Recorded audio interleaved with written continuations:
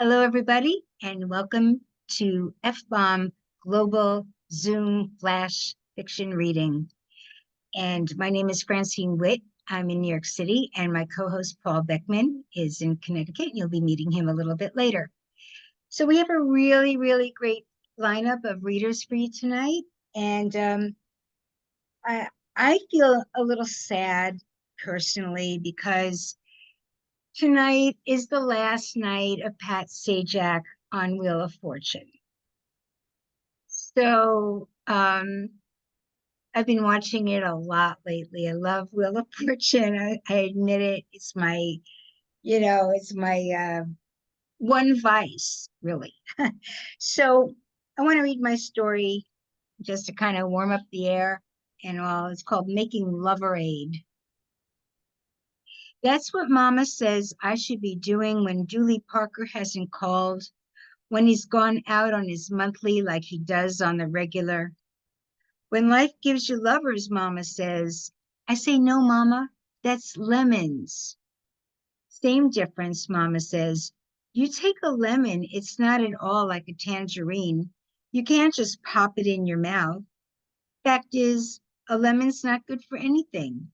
But you squeeze out the juice, mix it up with a little sugar, and man, oh man.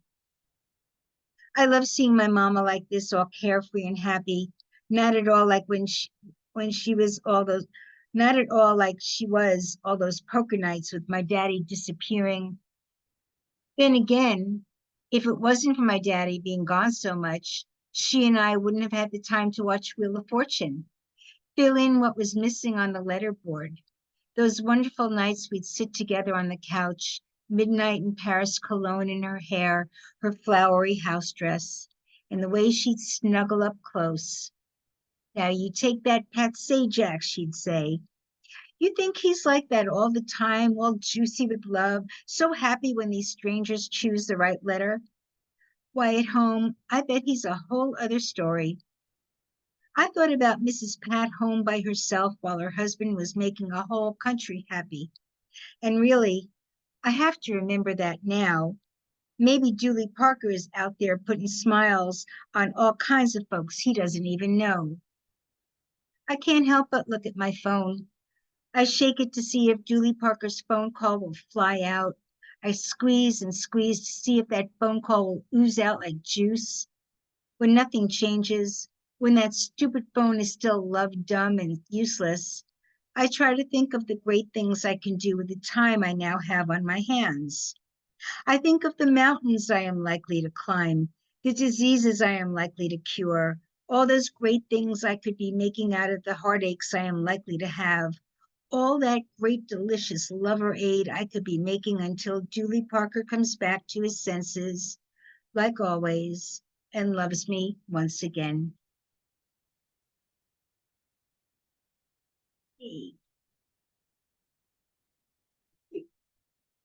Okay, so now we're going to hear from some of our wonderful readers. First up is Amy Grech. And I hope I pronounced that right, Amy. I should have asked you before. It's close. It's Grech, like CK, even though it's spelled CH. But no, okay. No worries. Amy Grech has sold over 100 stories to various anthologies and magazines, including A New York State of Fright, Apex Magazine, Flashes of Hope, Gorefest, Hell's Heart, Hell's Highway, Hell's Mall, Microverses, Needle Magazine, Punk Noir Magazine, Tales from the Canyons of the Damned, I'm getting the drift here, The One That Got Away, Under Her Skin, and many others. She has work forthcoming in the Even in the Grave. Amy is an active member of the Horror Writers Association, no doubt, and the International Thriller Writers who lives in New York. You can connect with her on Twitter, Amy.Grech, or visit her website, crimsonscreams.com. Amy Grech. All right, thank you for having me. I'll be reading my story, Bum's Rush, which appeared in 10 by 10 Flash Fiction Stories. On the way home from Bowers and Tents in Brooklyn, a 51-year-old author makes the trek back to Forest Hills, which takes over an hour by subway due to never-ending construction. She had 2 ciders while catching up with fellow authors, reminding them of the launch party for her own poetry chapbook the following week. The woman absently scratches the red raw scar just below her left ear.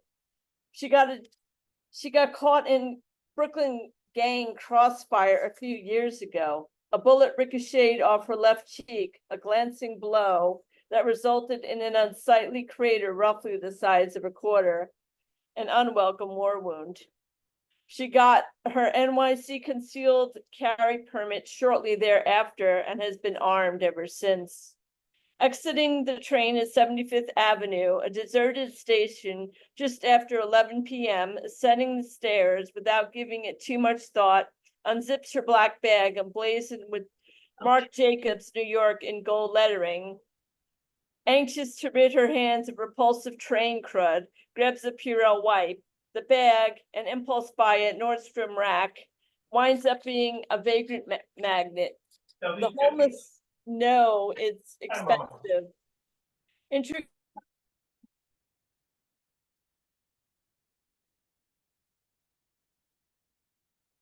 Oh no, have I been no. muted the whole time? Yeah, no. Just go back and, you can start over if you want. I'm sorry if I was No, muted. that was my fault. That was my All fault. right, okay.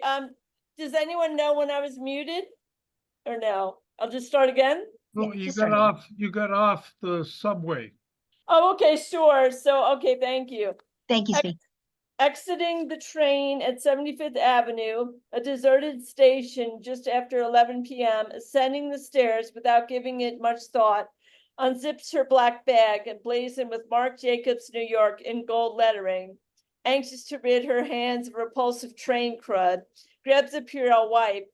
The bag, an impulse buy at Nordstrom Rack, winds up being a vagrant magnet. The homeless know it's expensive. Intricate stitching with fox gold zippers is a dead giveaway. Vigilant, she rebuffs their unwelcome advances with a stone-cold stare that conveys disgust. The woman grits her teeth when she spies a 40-something, ruddy-cheeked man with a pasty complexion wearing a camouflage jacket, black pants, and matching shoes lurking near the exit. A native New Yorker, she knows that means trouble. He immediately approaches, eager for what he mistakes as a handout. Hey, good night. Hey, good night. He squawks urgently, like a demented parrot bouncing on the balls of his feet. She ignores his cryptic chant, reaches into her bag again, snatches something, then lets it dangle from her right shoulder. The man takes the bait, lunging, but falls short. Don't fuck with me, he snarls, his breath hot whiskey sour in her ear. I'm just getting started, she scoffs, wielding a hot pink concealed carry Glock 26 9mm she picked up for a steal online she affectionately calls Vicious Pink. The pink compact gun is a stark comparison to her subdued black leather bag.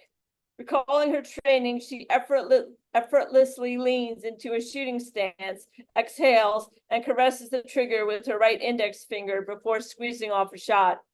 The man staggers, backing himself into a corner littered with empty bottles and greasy, crumpled fast food wrappers, flush with cool white subway tile. His bloodshot eyes widen, a mishmash of shock and awe as the bullet pierces the man's right kneecap, a cheap shot.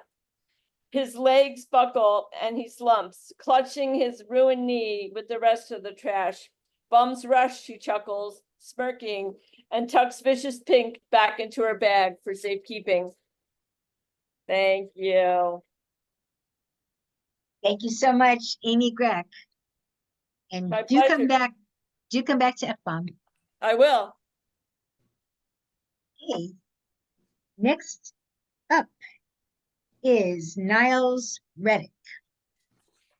Niles Reddick is author of a novel, 3 collections, and a novella. His work has been featured in over 30 collections and anthologies in 500 magazines and journals, including the Saturday Evening Post, by the way, PIF, New Reader, Fourth, Citron Review, Right Hand Pointing, Newnham, and Vestal Review. He's a 5-time Pushcart, a 2-time Best Micro nominee, and a 2-time Best of the Net nominee. His newest Flash collection, If Not For You, has recently been released by Big Table Publishing. Niles Reddick. Hey, thank you. And Francine, I love the Pat Sajak Wheel of Fortune show too. And I guess I'm going to take off with a celebrity. The title of this piece, it's CNF, really. It's not I shouldn't say CNF. If anybody sees it, I would say it's a flash piece, but it's really CNF, just so you know. The title is Two Doors Down. 2 doors down, they were not laughing, drinking, and having a party like Dolly's song. The office manager and dental assistants were out front helping Wanda out of her Lexus, the car resting catawampus in the hedges against the building, her bumper and grill askew and hanging off the car. "You okay, honey?" one of the dental assistants asked, her caps glistening in the sun. "I'm fine," the octogenarian said. "I'll be sore tomorrow." "What happened?" "I don't know. I pulled in the parking space and thought I pressed the brake. And the next thing I know is I'm jumping the curb and speeding up the hill." Her description was in direct contrast to how she normally drove, 0 to 60 in 5 minutes, when the SUV could perform that in 15 seconds. "Well, it's a miracle you didn't do more damage or hurt yourself." "I need to call my daughter. She's at the OBGYN 2 doors down." Her daughter didn't answer because her phone was in her purse across the room and she had one breast on the metal shelf getting a mammogram. Despite tissue that often looked suspicious, the doctor never had cause for a biopsy. "I'm sorry, Mom. I was getting my yearly mammogram. I've had an accident." "Oh no, do you need me to bring you a new change of clothes?" "Not that kind of accident, a car accident." "Oh no, are you okay? Where are you?" "I'm okay. I'm 2 doors down at the dentist. I don't think I'll get my teeth cleaned today, though. I'm too upset." Wanda's daughter told the nurse she'd be back in just a minute and scurried through the lobby and out the door. "I'm walking outside now." She saw her mother along with the dental assistants by her mother's Lexus and a man looking underneath. The man told her mother, "I think it's fine. I'll back it up into a space if you'd like." "Oh, please, thank you. Do we need to call the police?" She fanned herself with a folding paper fan from the Chinese restaurant.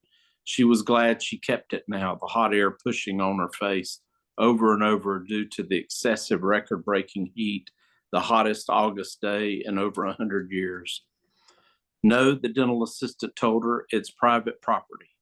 Come spring, those old hedges will come back. You couldn't kill them if you tried. You just need to call your insurance company." "I think I'll get my teeth cleaned another day. I need to go home and rest." "Mama, let me wrap up my doctor's appointment. Do you mind sitting in the lobby until I'm finished?" "No, that's fine."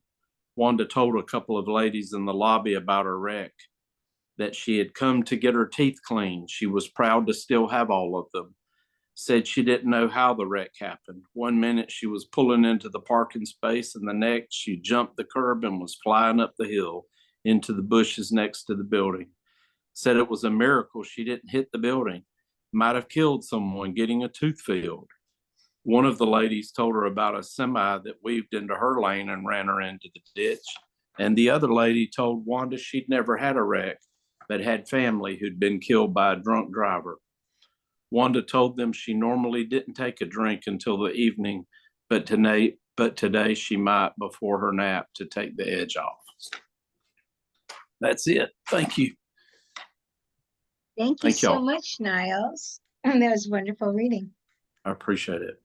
Thank you for being here tonight with us. Thank you. Okay, our next reader is Cindy Rosmus. Cindy Rosmus is originally from the Ironbound section of Newark, New Jersey, once voted the unfriendliest city on the planet, and it shows in her writing. She is editor, art director of the crime fiction webzine Yellow Mama. Cindy Rosmus. Thank you.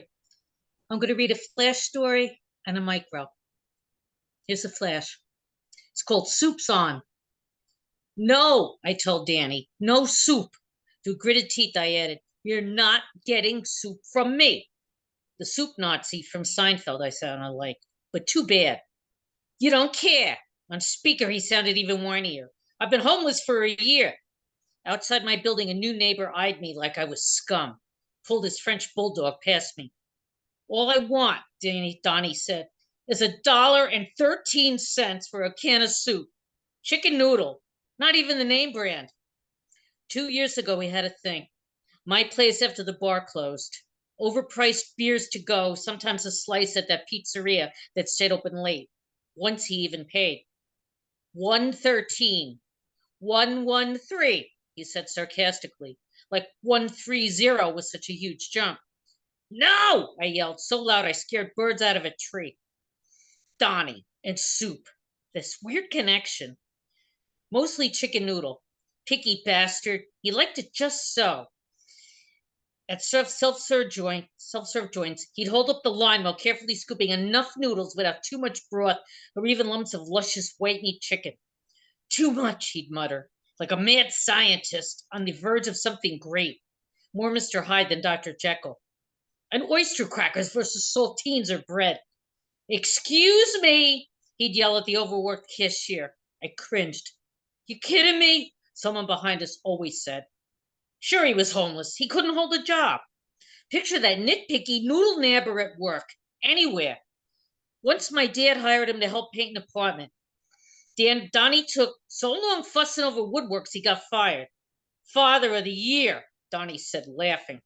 On my way upstairs, his last text came. Please! With a screenshot of a red and white soup can. Shoplifter, I thought. That's when it happened. The mini mart was blocks away, but I still heard the crash. Of all things, the truck that smashed Donnie was loaded with no frills canned stuff. Fruit cocktail, gravy, beans, soup. When I found out he died, I couldn't cry. Instead, I felt sick. Inside, it was like worms came alive in me, eating me up. Pain or not, that night I woke up to the strangest smell. Delicious, like the world's homiest chef had filled the pot with savory ingredients, and they were simmering on my stove. I had to be dreaming. Clutching my stomach, I got up and headed to the kitchen. On my way, I kicked something that sounded metallic, and it rolled under the couch. In the dark kitchen, a huge steaming pot appeared to glow in the stove. I edged closer. Inside the pot, golden noodles waved hypnotically, like they were communicating with me, like they loved me. I couldn't stop watching them, even after they changed into long, fat worms, strangling what looked like hairless baby chicks, then vanishing. No soup, Donnie whispered from far away. Not even for you. And this one's called Like That Cat in the Box. I wrote this for a friend of mine that passed over a year ago. Gracie was a Tom Petty freak. I won't back down. TP on that circular stage with two other Wilburys, plus Ringo, and that heartbreaker who looked like curly-head Stoneface from Queen. At the same time, in a snake oil salesman's hat, the real TP rapped on a box, smirking. Inside the box, the band played on. While Gracie lay in that hospice bed, she was alive, yet dead, comatose. But, Bruno, she yelled, and I jumped. Only she could see her long-gone cat. He's on the bed, twirling his tail. Hi, Bruno. As I peered over, she blacked out again. Like that cat in the box, that mean scientist trapped. Alive, yet dead, yet neither. Later, watching that video again, I saw Gracie's face on her TP's hat. Inside this box were scenes from the past. Her lifting me up, her poor back, to look at some married guy's window. A DUI where our takeout pizza got cold and even greasier. Her digging her nails in me when she said, it's cancer. Over and over, I watched that video waiting for is to be was. Thank you. Ooh.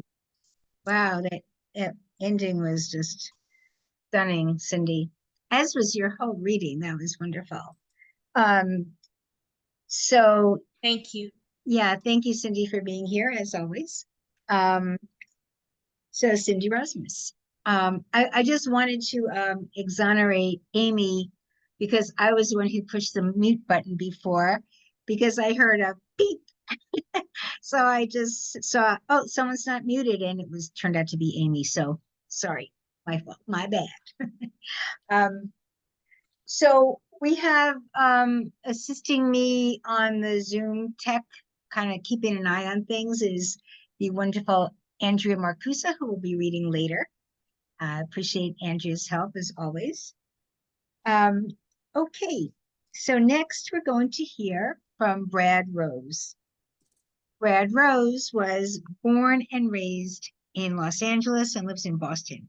He is the author of 5 collections of poetry and flash fiction: Lucky Animals, No Wait, I Can Explain, Pink X-Ray, Detonations, and Momentary Turbulence. His poetry collection, Word and Edgewise, is forthcoming, 8 times nominated for a Pushcart Prize and 3 times nominated for the Best of the Net anthology. Brad's poetry and fiction have appeared in the American Journal of Poetry, the Los Angeles Times, Baltimore Review, New York Quarterly, Lunch Ticket, Puerto del Sol, Clockhouse, Folio, Best Microfiction 2019, Action, Spectacle, Right Hand Pointing, and other journals and anthologies. His website is bradrosepoetry.com. Brad Rose. Thank you, Francine. You'd think with that biography I'd be making more money, but I'm not. Anyway, I'm going to read 4 pieces. They're 1 paragraph each. First one's called Neat and Tight. Just finished my morning headbanging exercises, and I feel like a new man. I love heavy metal music, even if I'm unable to recall the song titles. Remember, it's not forgetting if it's merely amnesia. Yesterday, I wore my elevator shoes to the top of the Empire State Building.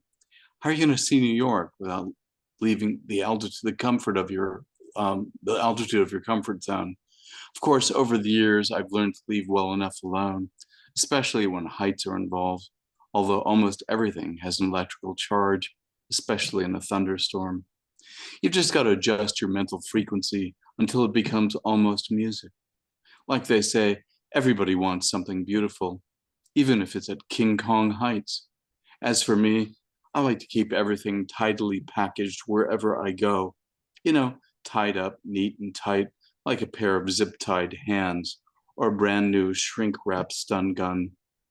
Just because people don't look you in the eye doesn't mean they aren't watching you. Free parking. Last week, the steering committee threw me out of the tiny house movement because my pajamas are too large.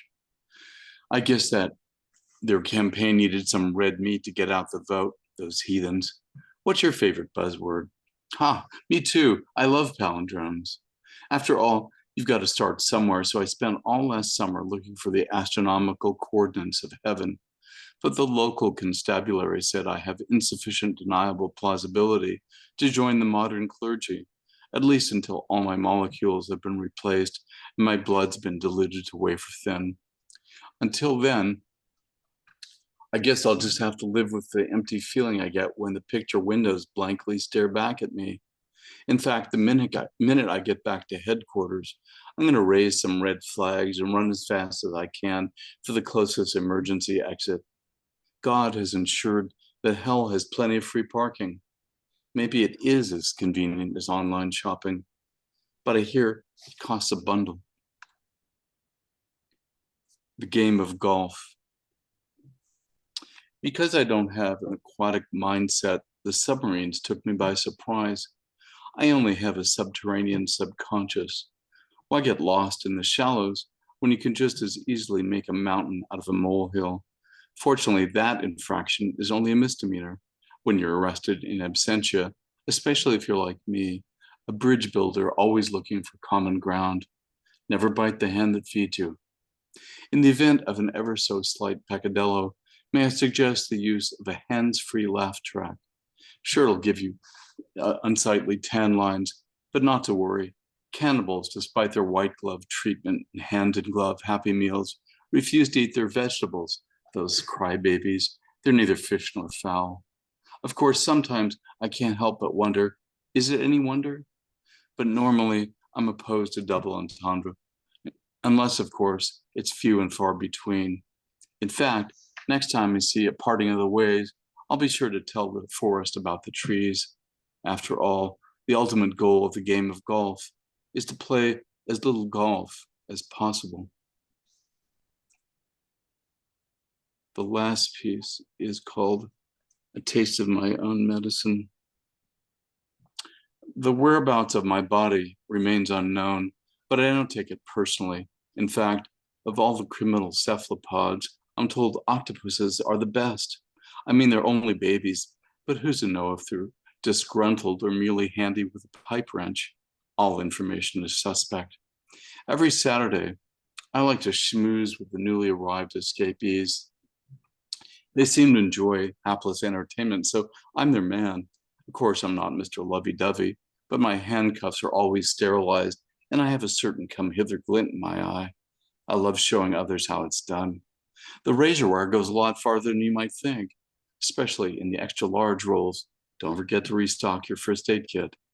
By the way, why have you brought me here? Thank you. Thank you so much, Brad Rose, and wonderful as always. I want to remind all the readers to check out the chat. The chat is just hopping tonight. Thank you, everybody, for posting your thoughts. And, you know, you don't have a chance to look at it while you're reading, but there are some good comments there, so make sure you're checking it out. And thank you also for adding to it, everybody. So, next reader is Kathryn Silver-Hajo. Kathryn Silver-Hajo's work was selected for 2023 Wigleaf Top 50 Long List and nominated for the Pushcart Prize, Best Microfiction, Best Small Fictions, and Best American Food Writing. Her work appears in many lovely journals. Kathryn has a flash collection, Wolf Song, and YA novel, Roots of the Banyan Tree. She lives in Providence, Rhode Island, with her husband and curly-tailed pup, Kaya. Kathryn Silver-Hajo. Thank you. So happy to be here. And I am going to read, sorry, they seem to have vanished. Give me one sec. All right, never mind. I'll use my laptop. Okay, I'm going to read two flashes today. And the first of which appeared in a recent issue of the Mackinac, Lorette Luzicic's new wonderful prose poetry journal. And I had, I think, 5 or 6 stories in the issue. And this one is That Starry Night.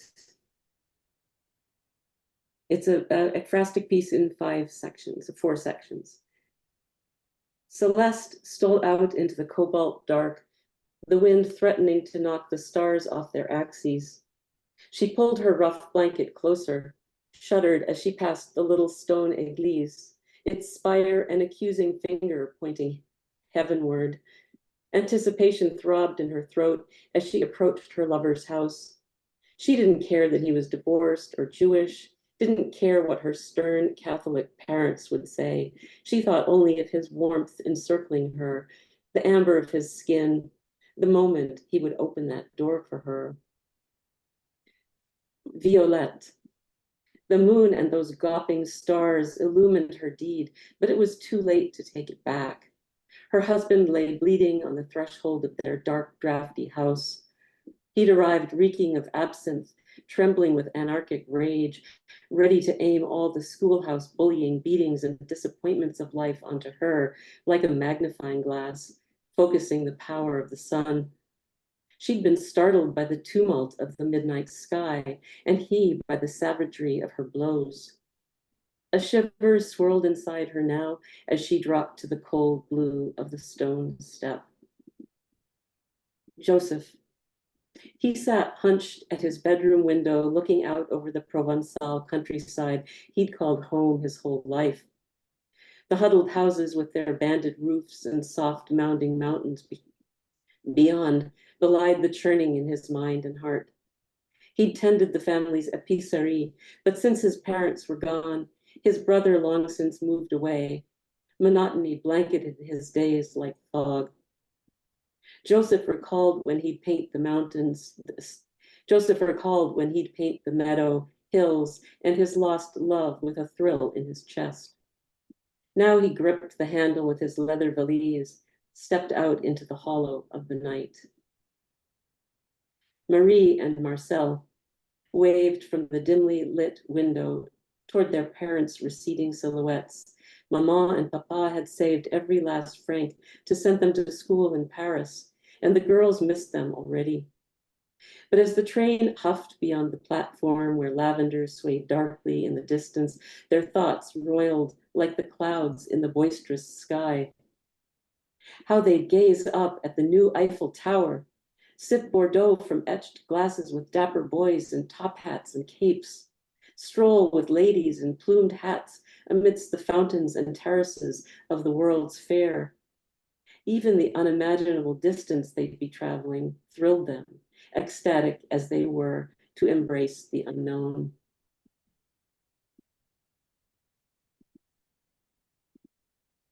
And this next one was published recently in New Flash Fiction Review. When Bibi and Kumar met Halloween night at the Lizard Lounge in Vegas. She was dressed as a belly dancer, all fake silver coins and gauzy material, cheesy for sure, especially given her Afghani heritage. But she had the outfit already, so what the hell? Kumar, clad head to toe in body-fitting snakeskin, had slithered around drunken revelers to reach her, looked into her green hazel eyes with his flaring amber ones with such confidence her knees buckled. He coiled his arm around her bare waist, led her to the bar, ordered 2 green lizards. She favored gin over tequila, but Kumar made her feel wildly adventurous. His sibilant manner of speaking and agile hips made her want to try new things. Even their names resonated, reminding her of an ancient Afghan fable. She wouldn't tell Kumar for days that Kasta Kumar was an actual snake who married a thorn gatherer's daughter named Bibi Nagar. But the story got really complicated, involving him turning into a gorgeous human in her bed, jealous sisters who burned his shed skin, ruining everything, not to mention rivers of pus and blood and other weird shit. She didn't want him thinking she was contemplating marriage or getting him into her bed, which she totally was. But when she recounted the story, he was mesmerized, said his parents were Indian, not Afghan, but still. Once again, he was snakeskin swathed, though she was in jeans and a tie-dye t-shirt. They'd both had too many grasshoppers when Kumar hissed in her ear, "Say, sexy, let's slip this saloon and sleep under the stars in the sandy desert." Bibi replied that she was up for nearly anything with him, but the one traditional thing about her was the no sex before marriage. "Simple," said he, "it's Vegas. Let's say some vows together." She teased back, "Such a silly ceremony, sir, but sure." So it came to pass that Bibi and Kumar wed and set out to consummate their love beneath the gibbous moon. He wound around her by a sheltering dune, but before her horrified eyes, he sprouted fangs, forked tongue darting towards her parted lips. She recoiled from the snake formerly known as Kumar, wailing, "No, this isn't how it's supposed to end." Bibi ran through the night, the wind whispering that the star-crossed lovers had got it all wrong, and the curses in the original story were happening in reverse, and she'd best flee this place on fleet feet, forget that snake of a man.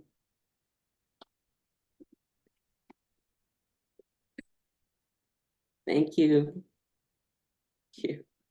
Thank you so much, Kathryn Silver-Hajo.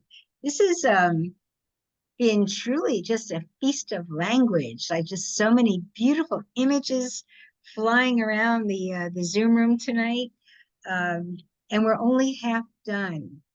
So, this is, so if you want to go get a drink and don't forget to tip your waiter, now would be the time. But we're going to move along to the next section of our show, which is going to be hosted by Paul Beckman. I'm going to read Paul's bio from his book, Becoming Mirsky.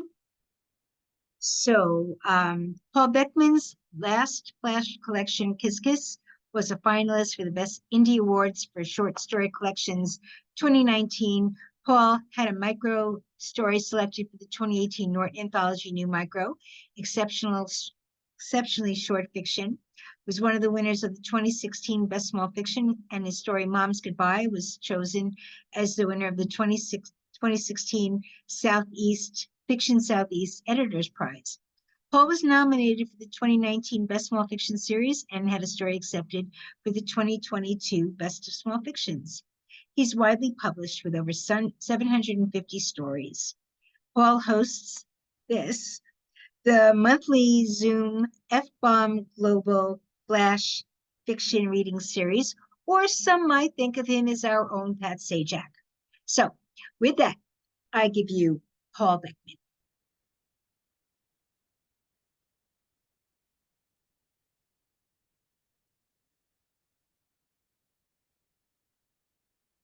Paul there?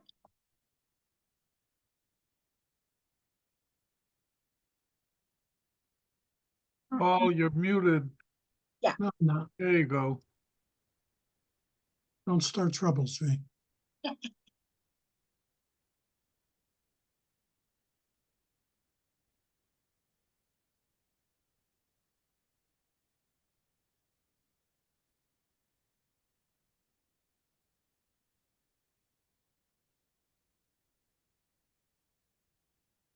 Hi, I'm Paul. Our first reader is Zvi Sesling. Zvi's from Brookline. He's Massachusetts Poet Laureate from 2017 to 2020. He's published numerous poems and flash fiction, and its Muddy River Poetry Review and 10 by 10 flash fiction stories, and is a 5-time Pushcart Prize nominee. He has published 4 poetry books and 3 poetry trap books, as well as flash fiction chapbook. Sesling's flash microfiction book, Secret Behind the Gate, is from Cervena Barva Press. He lives in Brookline with his wife, Susan Decter. Thank you, Paul. I should mention Paul and I have a flash fiction book coming out probably in July that he's done 22 stories and I've done 21. And I also wanted to ask Peter, the next time he gets a haircut, if he could send me some of it. Oh, anyway, I'm going to read 2 very short stories. One is called One Date. Okay, so I'm a chauvinist, but I don't like anyone telling me how to drive. After all, I raced Formula One in Miami, Detroit, Monaco, Le Mans, and plenty of other places. Even Dubai, where I was maybe the only Jew in the whole country, let alone the only racer to appear there.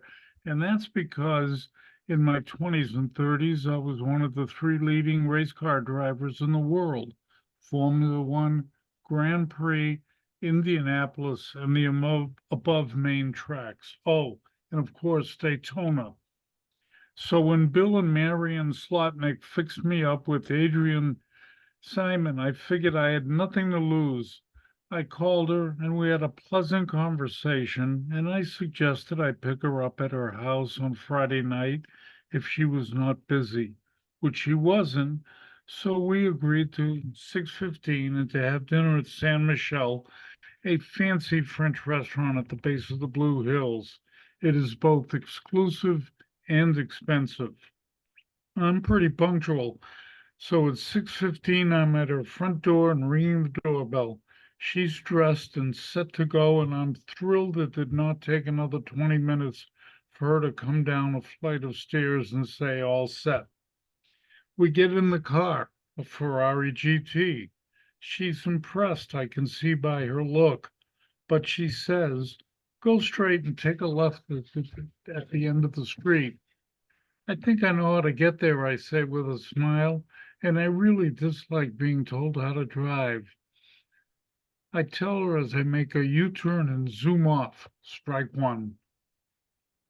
There's a light at the end of the street, she informs me. You'll need to slow down. Please, I know how to drive, I say with emphasis. Strike two. She ignores me and says, Coronado has less traffic than Pontiac, much quicker. Pontiac is shorter and my car is faster. Strike three. We pull up to the San Michelle and there's a cab out front waiting for someone to exit. I pull a piece of paper with her address from my pocket, open the cab's back door and tell Adrian to get in. I hand the cab driver a $20 bill and the paper with her address. Take her home, I say. She'll give you the directions.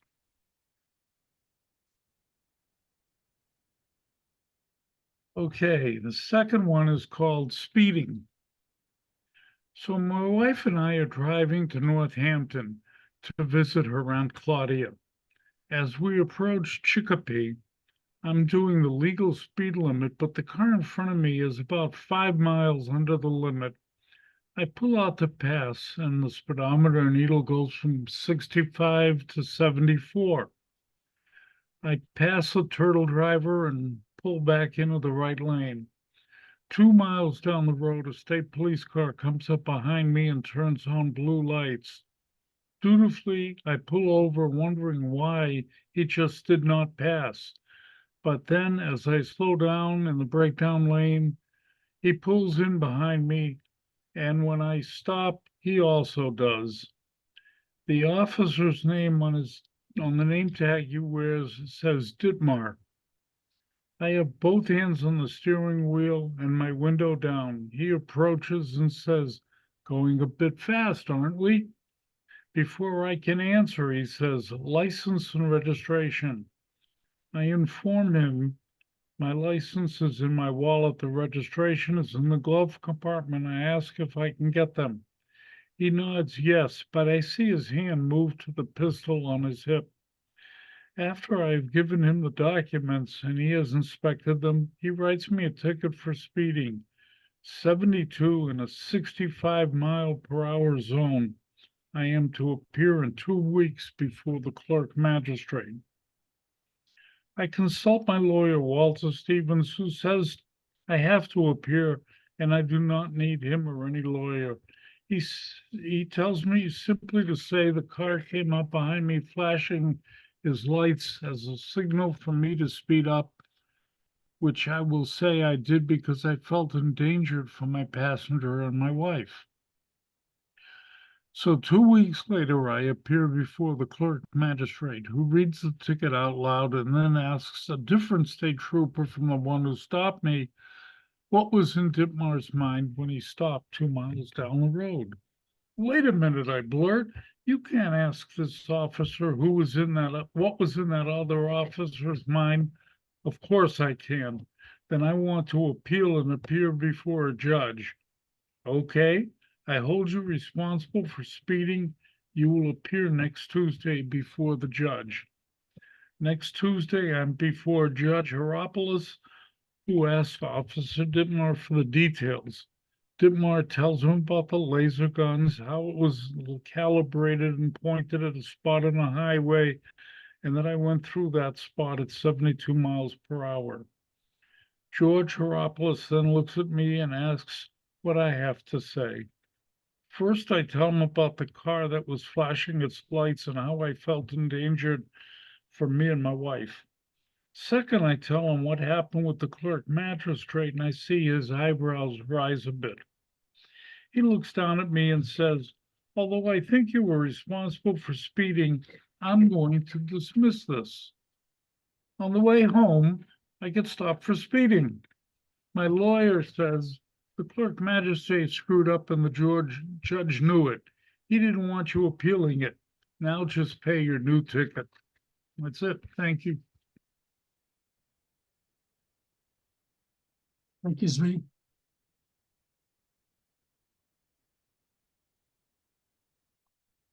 Next up is Patricia Quintana Bidar.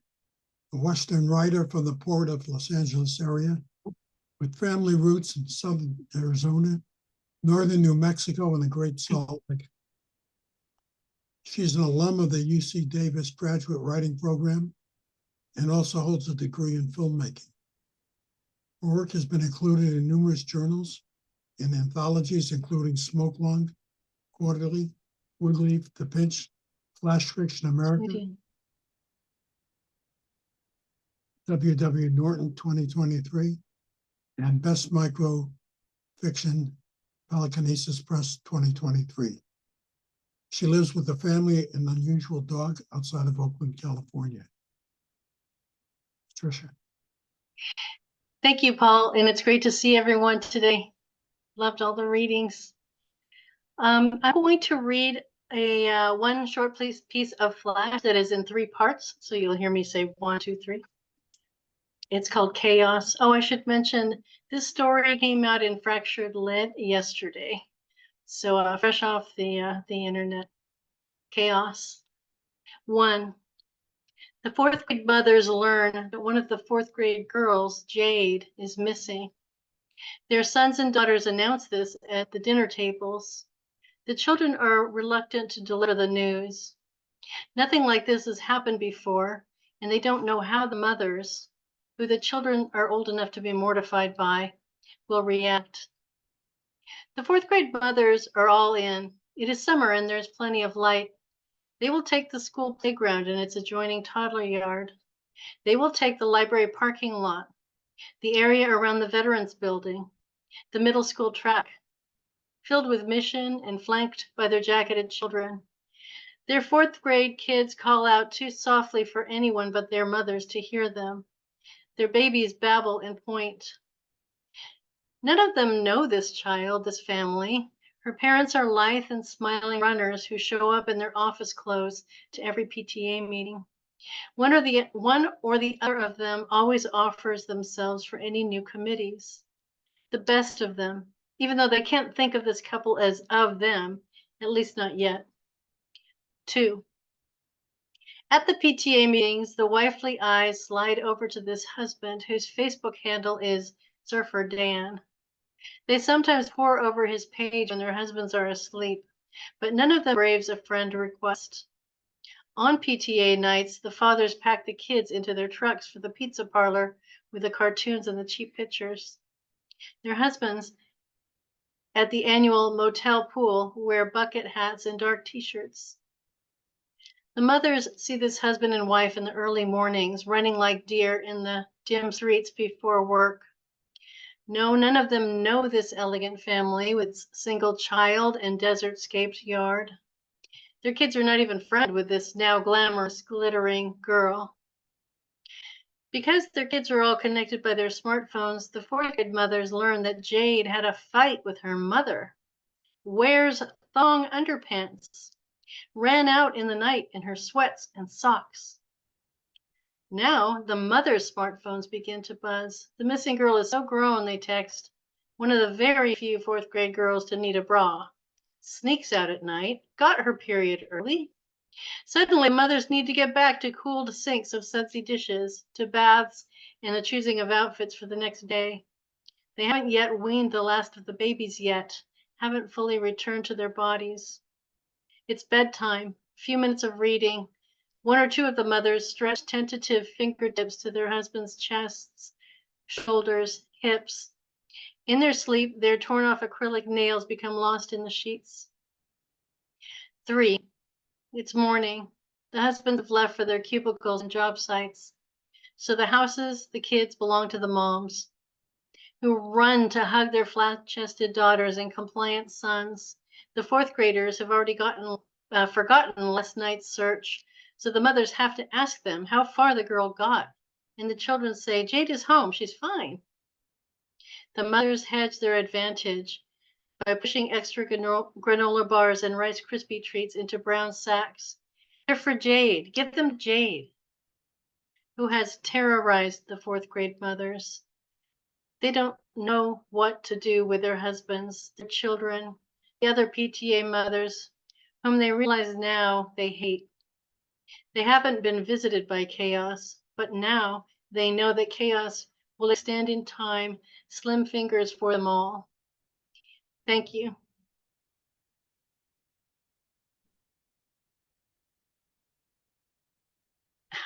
Thank you.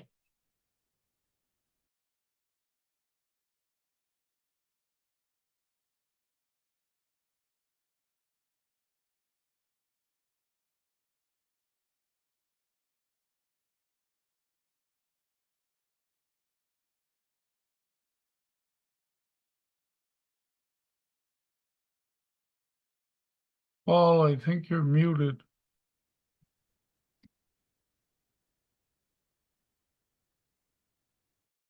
Thank you, Zvi.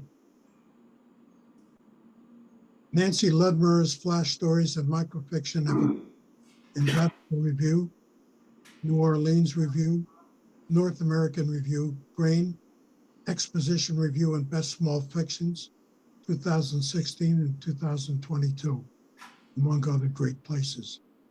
Her longest stories are in Kenyon Review, Carve, winner of Carve's annual fiction prize, the Saturday Evening Post, Leech Road, the Main Review, and Masters Review.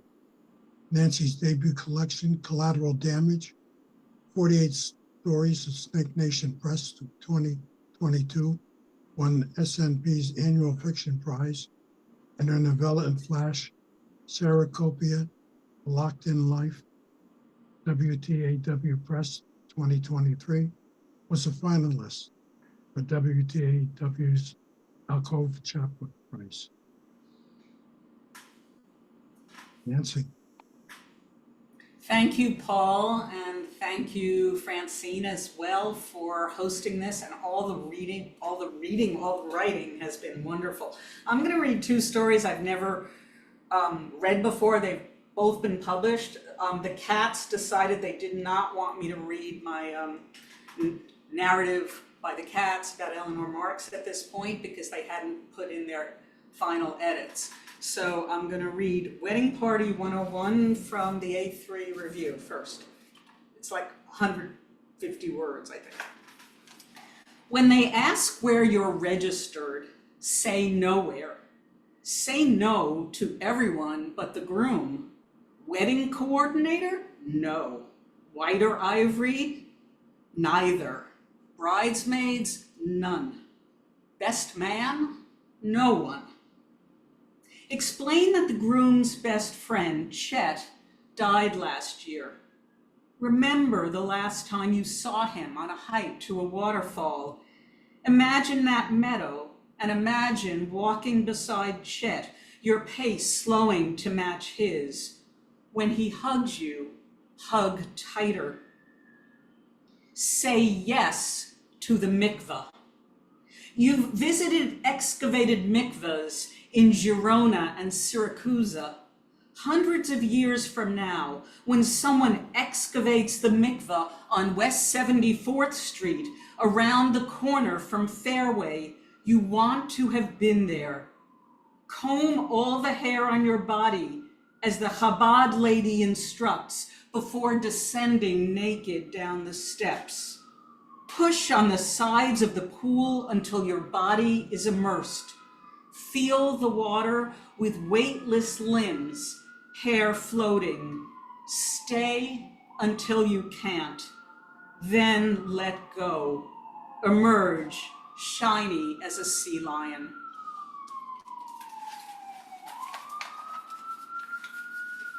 Apologies for the New York street noise.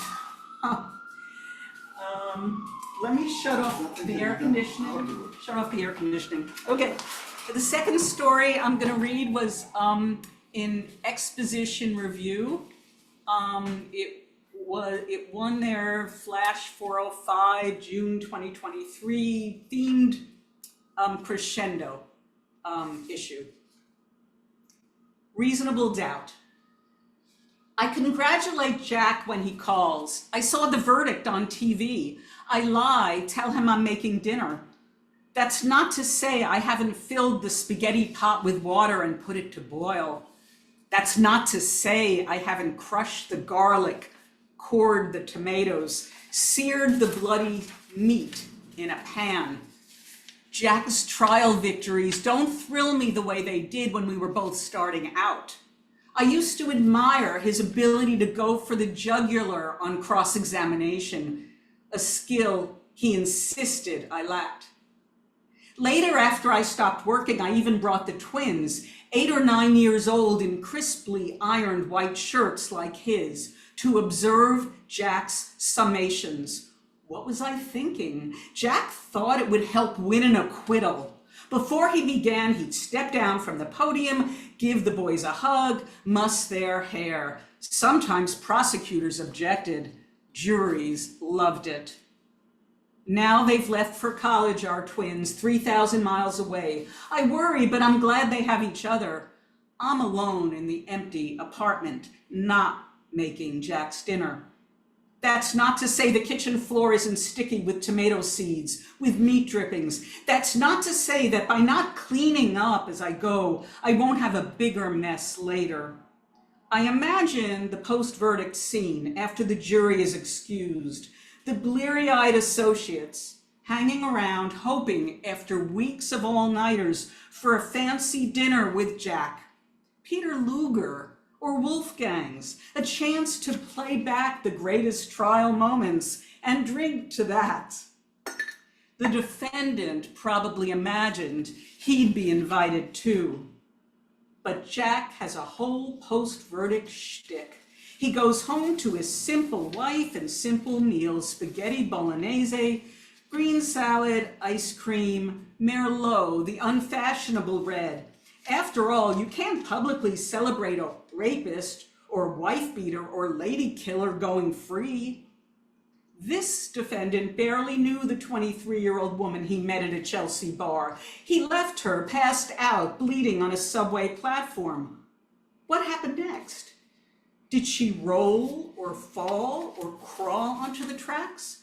Was she trying to board the train, going to meet someone?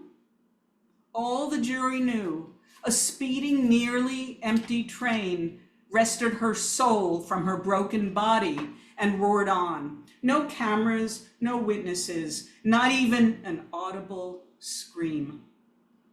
I'm alone in the apartment, not making Jack's dinner. That's not to say the water in the pot isn't boiling, waiting for Jack. Thanks. Thank you. That was terrific. Thank you.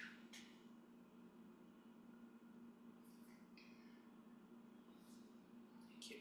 Greg Fishbane is the author of a short fiction collection on the proper role of desire.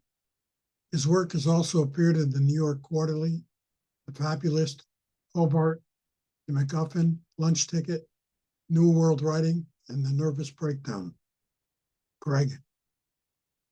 Thanks, Paul, and thanks, Francine. It's really great to be here. It's been a while, and I got inspired. I was going to read some other stuff, but all that cat talk we had earlier inspired me to read one of my stories about a talking cat, which I published a couple of years ago. It's called A Brief Conversation with Murakami's Cat.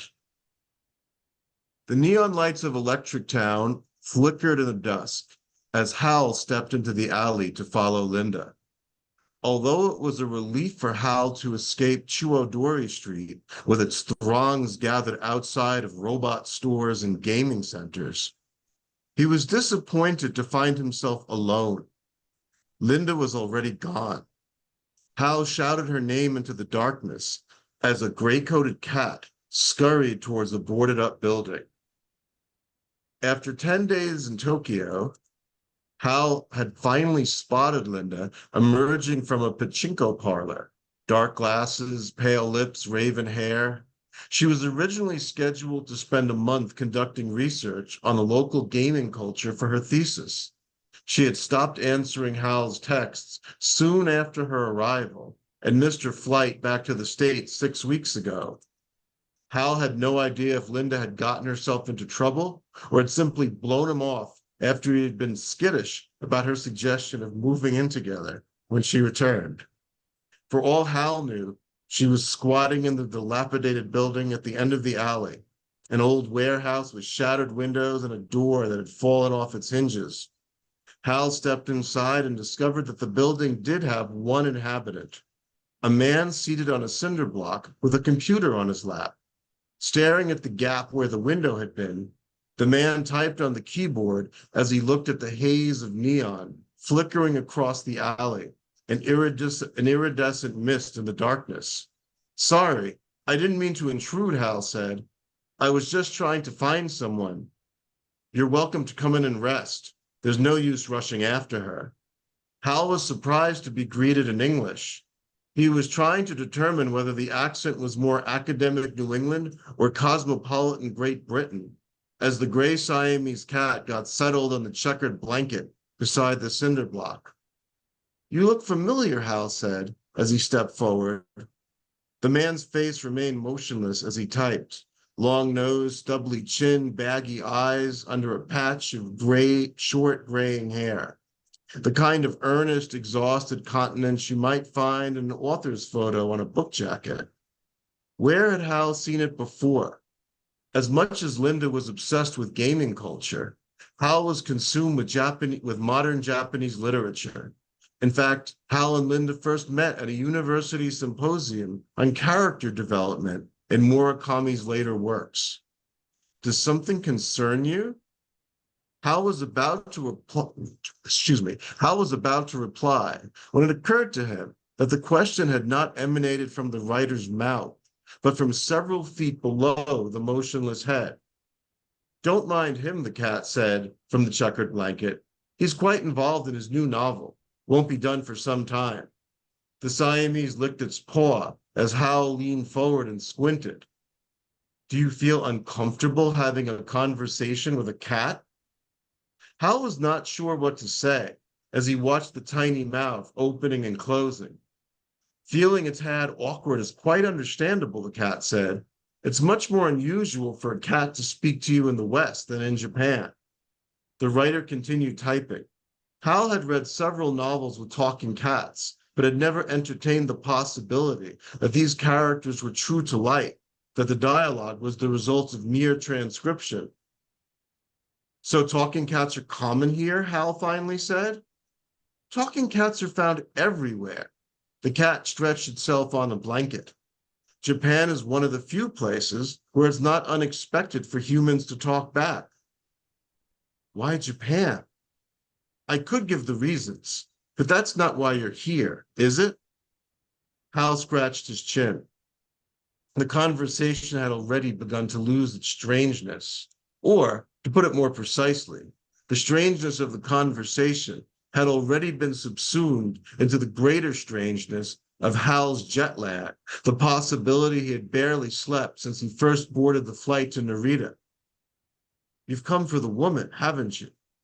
Hal nodded. Are you sure she wants to be found? She seems to be quite at home. That much was clear. Linda's face had acquired the sheen of a visage on a movie poster, a portrait of proud indifference.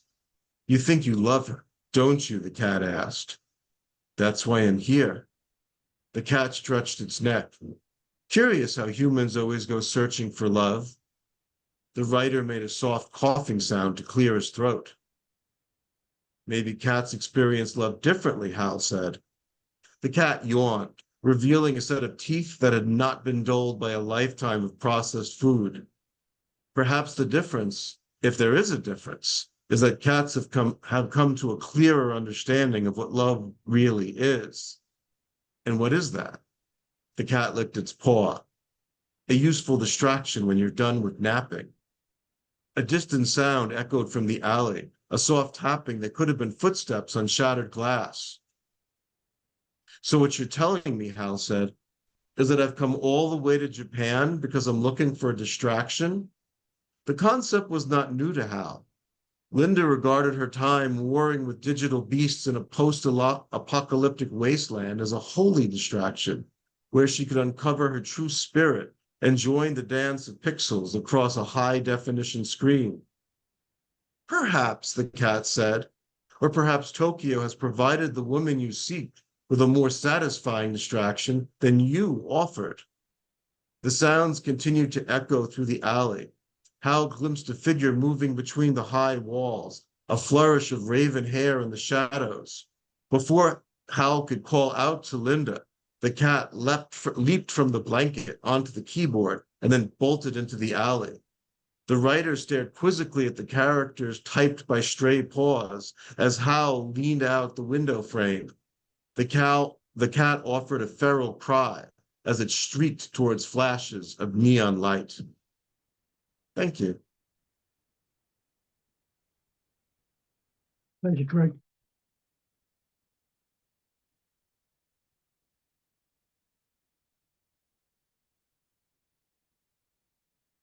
Well, that's the end of another. Not so fast, not so fast. I just want to introduce our last reader, Andrea Marcusa. Andrea Marcusa's writings have appeared in the Gettysburg Review, River Styx, River Teeth, New Flash Fiction Review, Citron Review, and others. She's received recognition in a range of competitions, including Smoke Long, Best Microfiction, Cleaver, Raleigh Review, and Southampton Review.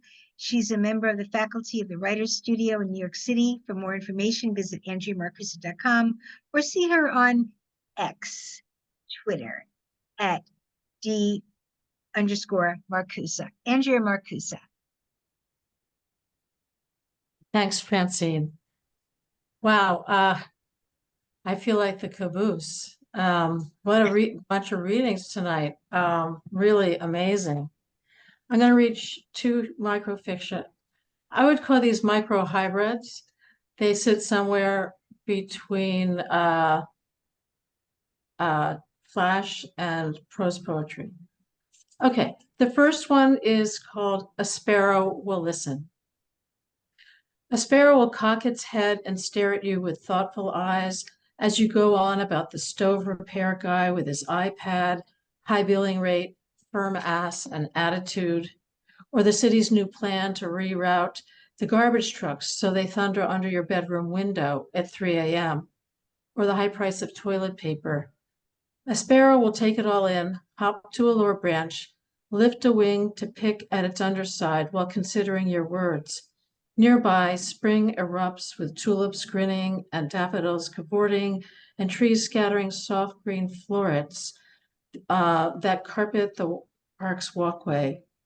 A sparrow will ignore the splendor and keep its attention on you as you tell it about the hazel-eyed young man you once sat beside in a cafe on a day just like this one, and the feel of his hand on your waist, his scent of new earth and lemongrass.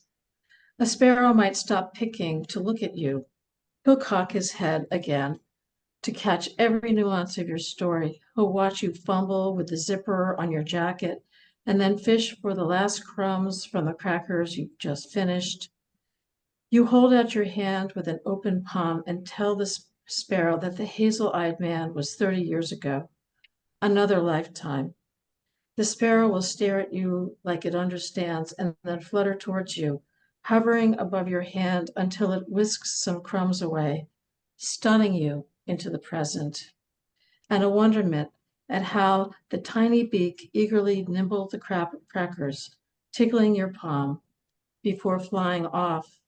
So amazing, you say to no one in particular, because you can still feel the sparrow's beak on your skin, its life touching yours, and you carry this feeling with you all the way back home amid a chorus of singing birds.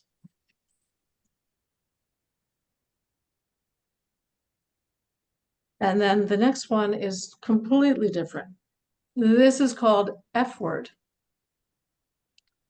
Thank you, Tommy Loomis, for teaching me the word fuck at age 9.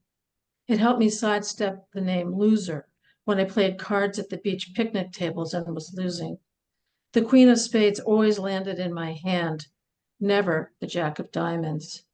Younger than most of the kids by 2 grades, I was more mascot than peer.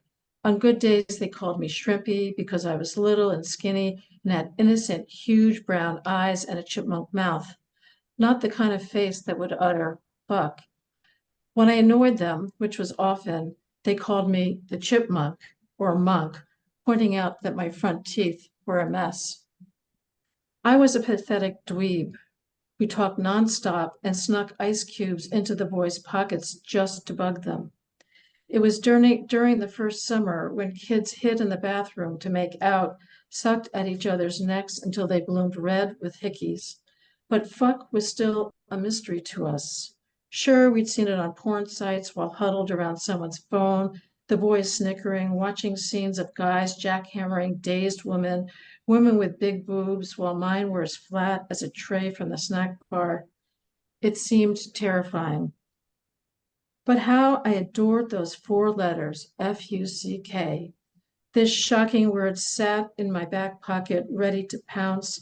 Me, a tiny girl with grand ideas and a world of giant grown-ups and strange face-sucking beards and older girls sprouting boobs and pubic hair. So I said, fuck.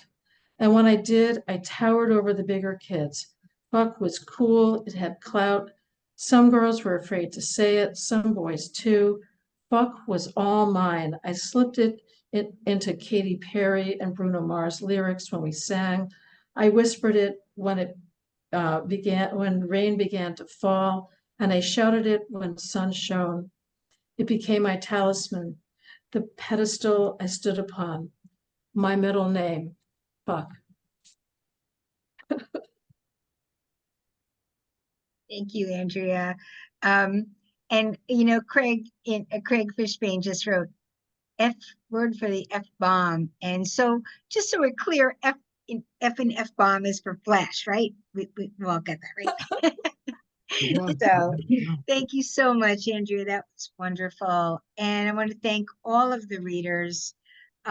Just a wonderful reading tonight, if I do say so myself, for having the privilege of co-hosting. Amy Grech, Niles Reddick, Cindy Rosmus, Brad Rose, Kathryn Silver-Hajo, Zvi Sesling, Patricia Bidar, Andrea Marcusa, Nancy Ludmerer, and Craig Fishbane, and my wonderful co-host, Paul Beckman.